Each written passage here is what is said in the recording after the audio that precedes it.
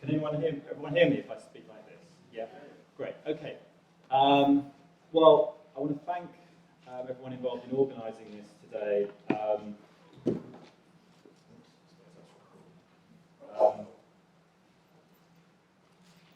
Because what the prevent policy is ultimately about is our right to have events like this. Right? Events where we want to dissent from government policies like this. Our right to say no is what today is about. Our right to say no to racism, no to war, no to colonialism. And I know that many, if not most of you here today are people who've spoken out about Prevent, who've dissented, who are involved in a movement to oppose this policy and oppose the Islamophobia that's bound up with it, oppose the attacks on civil liberties that come with it. David Cameron talks about a generational struggle against Islamist extremism. Well, we have our own generational struggle for the right to be radical. Okay? Because the real problem is not too much radicalisation. The real problem is not enough radicalisation in the genuine sense of that word, which means to go to the root of social problems and address them. Muhammad Ali, who passed away just in the last 24 hours, he refused to join a racist war because he too understood to go to the root of it.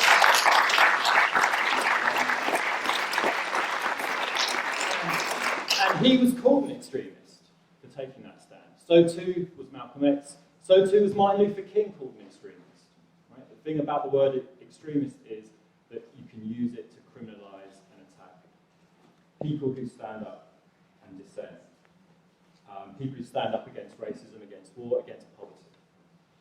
So I first started researching Prevent policy in 2008, 2 years after that policy was first implemented.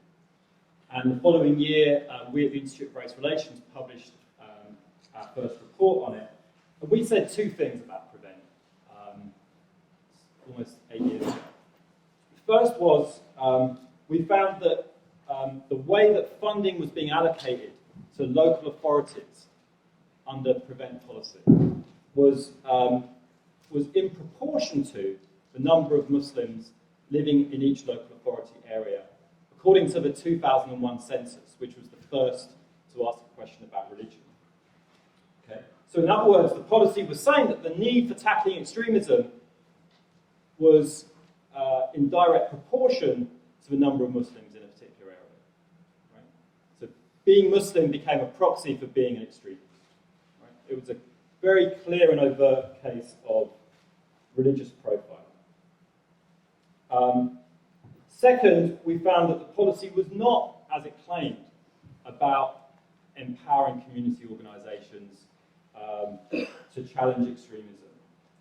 It was also about constructing an elaborate system of surveillance, right, in which community organisations, teachers, youth workers were expected to share with the police information not about potential criminal activity, but about the religious and political opinions of young Muslims. And we said that to construct such a system of surveillance of young people, to gather information essentially on their ideology, rather than on potential crimes, we said that that would undermine the professional norms of trust between teachers and their students, between youth workers and the young people they work with. And I remember back then, 7 or 8 years ago, interviewing a police officer in Birmingham whose job was to work as part of the Prevent programme for West Midlands Police. And I asked him what he did for Prevent, and he said his job was to go to nursery schools in Birmingham and train teachers on how to spot the signs of radicalisation amongst the young children there. And so I asked him, well, what are the signs that a 4-year-old is radicalising? To which he replied, well, they might draw pictures of exploding bombs in their exercise book, or say bad things about Christians. So, you know, we we made these arguments back then, and the government went to some trouble to try and discredit the research we'd done and deny the analysis that we had made. But it soon became clear that more and more Muslim community organisations were pulling out of Prevent. And it soon got to the point where if you wanted to have any credibility with young Muslims, you better not be funded through Prevent. And so the problem for the government then was, the thing about Prevent is that it claims to be a community partnership policy. And if the community doesn't want to be a partner, there's no policy. Right? So it was a crisis for the government when people started to resist. So then a new government came to power. And unfortunately, in this area of counter-terrorism policy, there is a cross-party consensus. So new government coming to power doesn't make any difference. Although, since last summer, that may not be true with Jeremy Corbyn as the leader of the Labour Party. But what did the new government do next with this crisis where there was no community partner for the community partnership policy?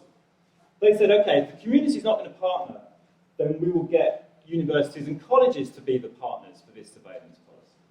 Right? And so the focus shifted to there.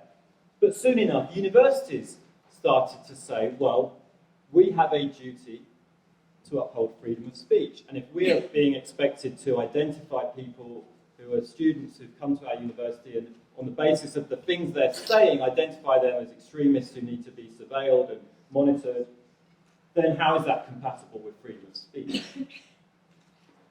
Well, how did the government respond to that? They introduced something called the Counter-Terrorism and Security Act of 2015, which meant that schools and universities and health service providers could no longer opt out of monitoring students and patients for supposed radicalised behaviour. If it wasn't for our resistance, they wouldn't have needed to make it a law and make it compulsory, make it statutory for all these public bodies. That law is a testament to our resistance. Okay? And what the law meant was that we now have an attempt to introduce onto the statute books the concept of extremism, right, for the first time ever in the history of British life. There has been, at least since the 1970s, the concept of terrorism in law, which itself is a ambiguous, politicised, contested term. But now we have the concept of extremism, which refers not to acts of violence, but to the ideas that are supposed to lead to those acts of violence. Okay? And so today we have the spectacle of one of the most elaborate systems of surveillance ever introduced in Britain, in which millions of public service workers are forced by law to participate. And we have official guidance to every public body, from those nursery schools to optometrists, on how you're supposed to spot the signs of radicalisation. Someone's coming in to have their new glasses fitted. What are the signs that they might be vulnerable to radicalisation, as the language is, right? And yet the government cannot come up with a legal definition of extremism that has a prospect of standing up to legal scrutiny under human rights laws. Okay? How have we got to this point? Well, over the last decade, since Prevent was introduced, we've repeatedly been told by government ministers a story about why terrorism happens. Okay? And it's this story that underpins and tries to legitimise these policies on radicalisation and extremism. It's what I call the official narrative on the causes of terrorism. Standard speech, every relevant government minister has given it over the last 10 years. Doesn't matter if they're Labour or Conservative. And what does that narrative say? It says essentially, terrorism is caused by the presence of extremist ideology. And extremism is defined as opposition to British values. Right? And the bulk of attention is focused on extremism associated with Muslim populations. In those cases, the government defines extremist ideology as a minority version of Islam, Sometimes it refers to it as Islamism, that it claims is capable of capturing the minds of Muslims and turning them into terrorists. Okay? Well, if this is what you think causes terrorism, this idea of a kind of extremist ideology gripping the minds of someone and making them willing to commit acts of violence, then the kinds of policies that you're going to want to tackle that would be to stop that ideology from circulating, because you see it like a virus that just kind of infects people's minds. And that's the kinds of policies that we see, all kinds of policies to try and censor the circulation of our ideology, right? But the empirical evidence does not support at all the idea that that is what causes terrorism, right? And millions of dollars and pounds have been spent on both sides of the Atlantic trying to find empirical evidence to support that claim, but to no avail, right? There is no evidence that there is a correlation between some kind of religious ideology and acts of terrorism. And you can see that if you look at, for example, the people who travel from Europe to Syria to join ISIS. They go with copies of Islam for Dummies that they've ordered from Amazon before they leave, right? Look at the alleged leader of the Paris attacks, Abdelhamid Aboud, who was reported to have drunk whiskey and smoked cannabis before he carried out the attacks. So there are many reasons for objecting to reactionary interpretations of religion, but the fact that they might cause terrorism isn't really one of them. And yet these so-called radicalization theories have been officially accepted and popularized and become the basis for these policies that strip away our civil liberties. What radicalization theories ignore is that the violence in the war on terror is relational. What I mean by that is the individuals who become ISIS volunteers are obviously willing to use violence, but so too are our own governments. We're both involved in violence. Right? We like to think that our violence is rational, reactive, and normal, and theirs is fanatical, aggressive, and exceptional. But we also bomb journalists. We also kill children. We also bomb hospitals. Right? So if you want to have an analysis of radicalization, you need to account for us radicalizing too, being willing to use violence in a wider range of contexts. Right? That's what has happened to our government and our society over the last 15 years, whether you're thinking about torture, whether you're thinking about drone strikes, whether you're thinking about the proxy wars. What draws recruits to ISIS is not so much religious ideology as a kind of image of war between the West and Islam. And so you have this kind of narrative of two fixed identities engaged in a kind of global battle, truth and justice on one side, lies, depravity and corruption on the other. And these recruits are not corrupted by ideology, therefore, but by the end of ideology. They've grown up in the era of what Francis Fukuyama called the end of history.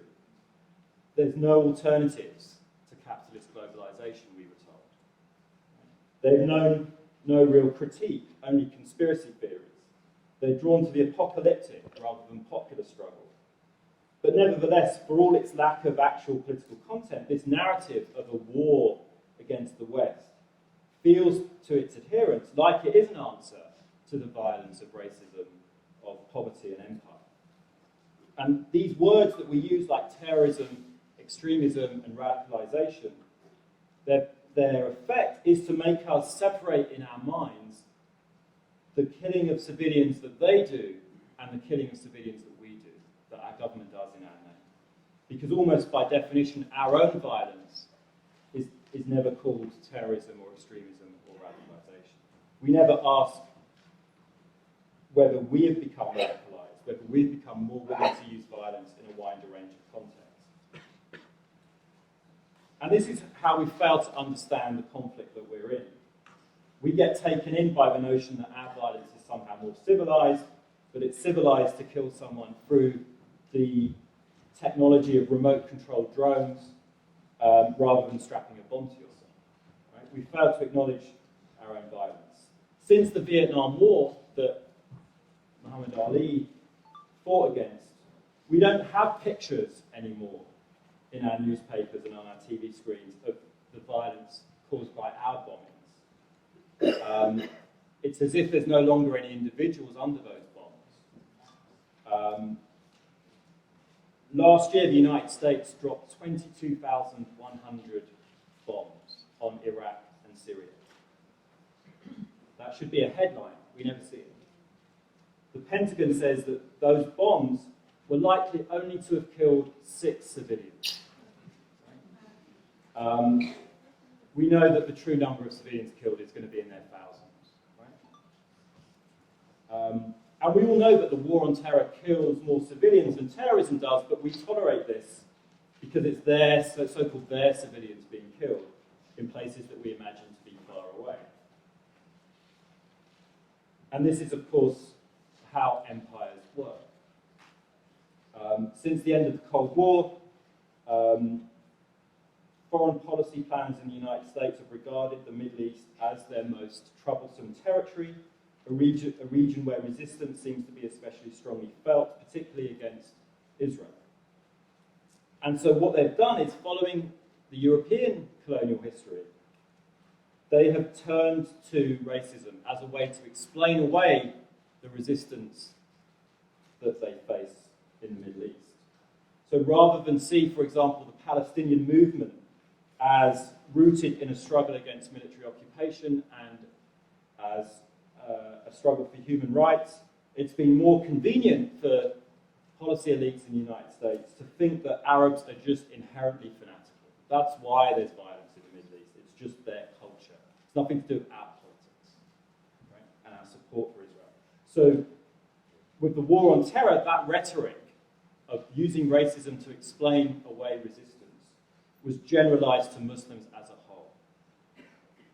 Islam came to be seen somehow as especially prone to terrorist violence, like Arabs had been seen before. And that way, the US government's and the UK government's own violence could be more easily defended. And that's essentially what Islamophobia is. It's a way of explaining away these violent conflicts that an empire inevitably involves itself in, and a way of avoiding confronting that we are in fact an empire that depends on violence to sustain it. What does that mean for Muslims within the United States or within the UK? It means that they're constantly scrutinized for their loyalty to this empire, because they have a particular knowledge of the effects of that empire in other parts of the world. And so the demand to be classed as a so-called moderate Muslim means a loyal Muslim. To be classed as moderate means that you've got to forget about Palestine and about Iraq and Afghanistan. Right? And it's no surprise that so much of the cases that we're hearing about Prevent in its effects is about people who are involved in solidarity with Palestine. You have to forget about what you know about those countries and instead align yourselves with the fantasies of the war on terror. You're expected to constrain your religion to the private sphere, but also to speak out publicly against what the government describes as extremist misinterpretations of Islam. You're supposed to see yourself as a liberal individual, but also declare an allegiance to the national collective. You're meant to put your capacity for reason above blind faith, but not let it lead to criticism of the society that you live in. And you have to publicly condemn the use of violence for political purposes, unless the British or American government uses violence for political purposes. So no wonder these so-called moderate Muslims are said to be hard to find. So what would an appropriate response to the war on terror look like, and a response to the Prevent policy that's a part of it? We have to, of course, end the bombings, which only deepen the cycle of violence and reinforce ISIS's narrative of a war of the West against Islam. And we need to end our support for the regimes that have enabled ISIS's rise, the Saudi elite, which is the most reactionary influence in the region. Of course, ISIS's ideology and governing practices should be exposed and denounced at every opportunity for their oppression of women, for their enslaving of minorities, for their hatred of freedom, and so on. But to do that from the stance of a kind of global conflict between so-called liberal values and Islamic extremism only leads to a kind of dead end of militarized identity politics. We should not allow ourselves to be intimidated into ceasing our criticisms of the obvious double standards and contradictions of the war on terror, no matter what kind of bogus allegations are made against us for being extremists or anti-Semites. We have to refuse to be intimidated by all of that. And hopefully there's some Daily Mail.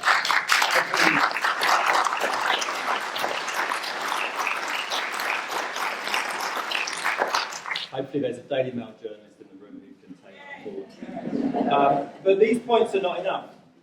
We, I think, in this movement need to be much bolder in asserting that only an anti-racist, anti-imperialist and anti-capitalist politics can provide a genuine alternative to so-called jihadism. Right?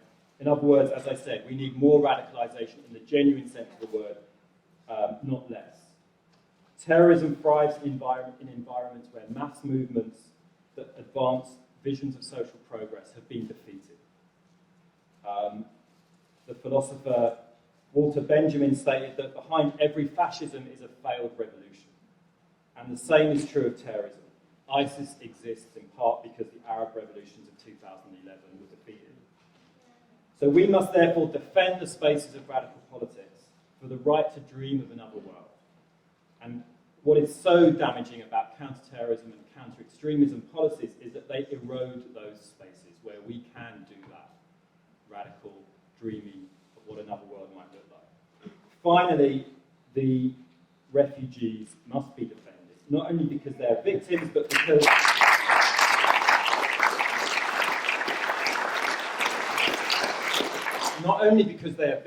because they carry with them a knowledge of our past failures, of our governments.